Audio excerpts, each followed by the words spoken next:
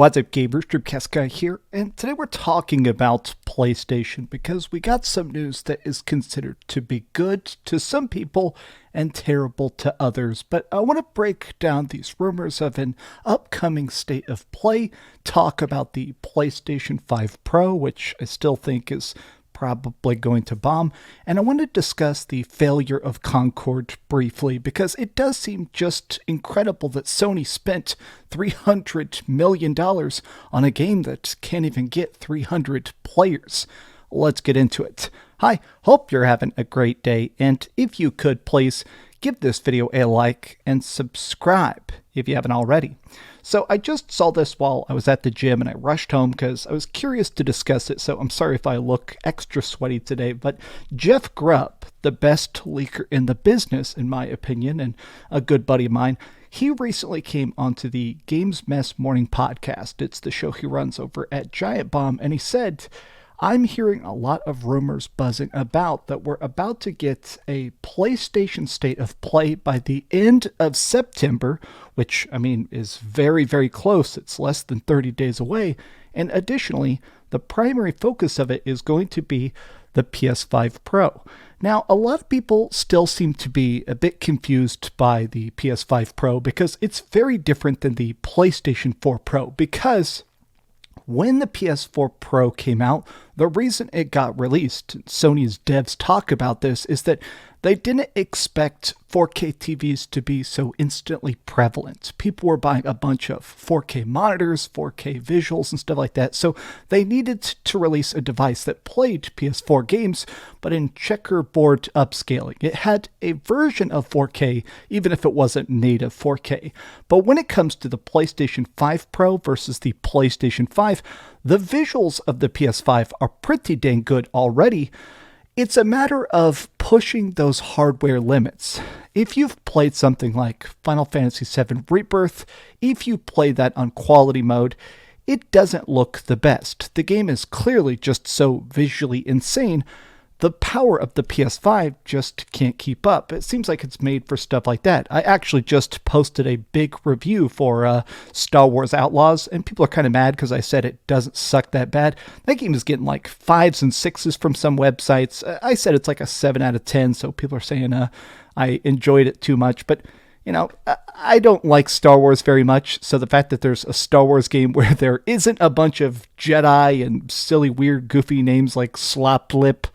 But my point is that game, Star Wars Outlaws, apparently runs terrible on the PS5. Like, I have a PS5 code for it, and I've been playing it on PC. I beat it on PC, but a lot of my friends that reviewed it on PS5 said it's blurry, it hard crashes, the frame rate is terrible. So my point is the fact that there is definitely room to grow when it comes to the PlayStation 5's current power output. The developers clearly have more ambition than they have output, but I have seen some people that are not happy specifically about this rumor because it is a state of play.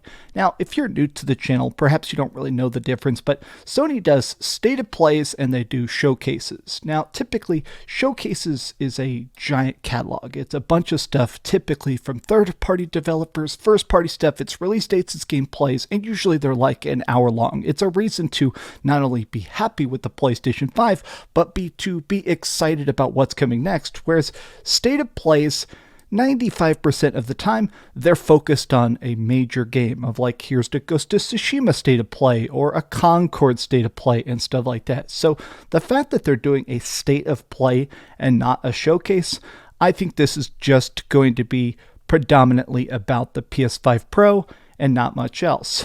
But people are going, okay, why now? What is it about September? So apparently the PS5 Pro is still coming out this year, which is surprising because, I mean, the fact that it's already the end of August and we haven't seen it yet, I mean, holiday sales are probably not going to be the biggest, but I feel like part of the timing is the fact that PlayStation probably knew that Concord was going to bomb. They knew this game was going to be an absolute cataclysmic, craterous failure.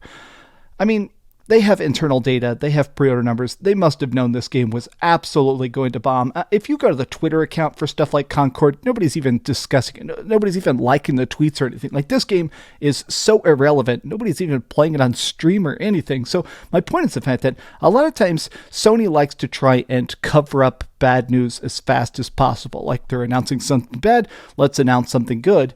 And right now, Sony does need some good news because there has been a lot of silence.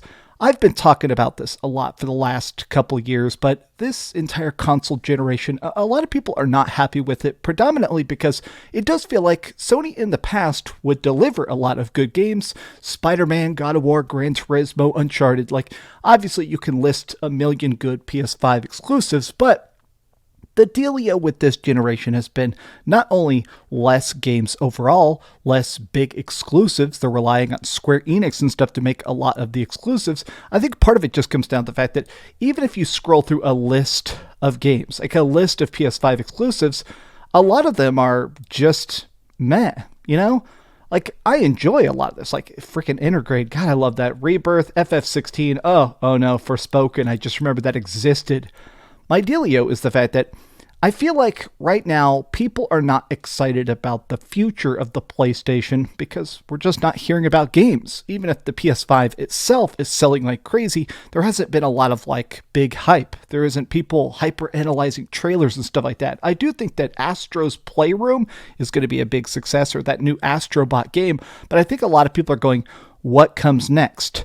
Like, we do know that Death Stranding 2 is going to be a PS5 exclusive, and they're showing up at Tokyo Game Show, so that's coming up at the end of September as well. So it seems like, I think this State of Play is going to be a bunch of trailers. Hopefully, it's going to be a bunch of talk about games that are hopefully coming in 2025, because currently we don't know what's actually being released next year, not first party wise. We have some release dates for some third party stuff. Some stuff looks incredibly good, like obviously GTA 6, but I think that if they want to market the PS5 Pro specifically at the State of Play, I think we're going to get a bunch of trailers, of reveals, of release dates, of talk about next year, including a bunch of Death Stranding 2, and then at the end of it, they're going to go, hey, all of this gameplay was on the PS5 Pro.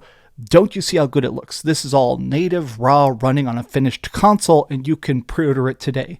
I feel like that's the only answer. I feel like that's the only way to actually generate interest, especially if I just feel like the PlayStation 5 is in such an odd spot because it's selling so much without Sony actually trying it. Like, maybe I'm crazy here, but I feel like I see so little Sony marketing, you know? They're not really advertising the console, but it just keeps selling. I've said this multiple times in the past, but the biggest benefit of PlayStation is that to a lot of hardcore gamers, it's become the default console. If you want to play Call of Duty or some big game, if you're looking to Final Fantasy or some open world Star Wars game or whatever, if you look at the sales numbers, people are not only buying the PlayStation 5 like 4-1 more than any other console, but it's additionally the fact that people are buying every game on the PS5, so Sony's getting a free cut. They're getting cash for zero work. And I feel like this is making a weird ecosystem where they're not desperate for our dollars. They're not actually trying to churn out the same output of games that we got in the PS4 generation. After how much the PS3 really struggled, I think they focused on good games. The fact that PlayStation 3 generation, we got the entire Uncharted trilogy, we got so much freaking stuff, and now, 2 generations later, we're getting so little PS5 goodness. I want this State of Play to kind of tease the future of PlayStation. You know, it doesn't all have to be concrete, insane details. Just show us some teases at least. Sony, please. I feel like there has been, honestly, a lot of hate being directed towards PlayStation for their silence. Honestly, more than anything else. The fact that now, like, if the only thing you've released this year is Helldivers 2, which is technically second party that was paid and funded exclusively for PlayStation, but Arrowhead is a third party studio. Sony paid $300 million, is the rumor, to make Concord. $300 million to buy the studio to fund this game's creation, and it bombed. And now they're just advertising such an expensive dud.